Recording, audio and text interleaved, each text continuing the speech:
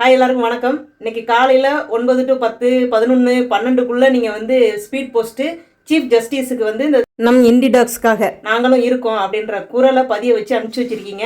அதுக்கு எல்லாருக்குமே நான் வந்து ரொம்ப கடமைப்பட்டிருக்கேன். ரொம்ப நன்றியும் சொல்ல இந்த இடத்துல வந்து வாய்ப்பாக பயன்படுத்திக்கிறேன்.